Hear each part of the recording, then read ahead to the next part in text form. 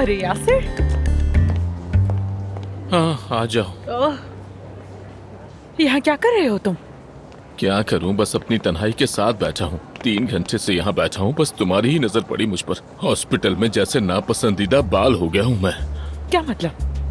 अरे दरअसल मानूर, मेरी अम्मी मोहल्ले की औरतों को बुलाती थी, सबकी वैक्सिंग करती थी। मैंने बड़े करीब से देखा है, जब वो पट्टी को जोर से खींचती थी तो एक बाल रह ही जाता था। ना चिमटी उसे पकड़ती है ना नाखून, बस वही रह जाता है। समझो वही बाल बन गया हूँ मैं हॉस्पिटल के लिए। या फिर यूँ कह लो कि जैसे जंगल में भेड़िया अपने ही साथियों के हाथों बेच दिया गया हो। बस यूँ कह लो कि मेरा भी अब से बिल्कुल वही हाल हो गया है।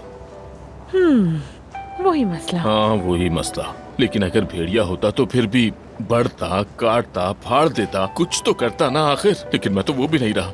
ना घर है, ना कमरा, कुछ भी नहीं है। क्या तुम आज रात सारा के घर नहीं रहने वाले अरे थे? सारा के यहाँ रुकने की क्या बात कर रही हो? तुम जानती हो उसका मिजाज कैसा है। अगर वहाँ रुको तो उसके तो 101 उसूल है। यहाँ क्यों बैठे हो, ये ना बिगाड़ो, इसे ना छेड़ो। वहाँ जाकर तो ऐसा लगता है जैसे कांटों पर बैठे हो। और सारा का जिक्र हो तो मैती की आंखें अलग नाचने लगती हैं। क्या मतलब? मेहते का इससे क्या ताल्लुक?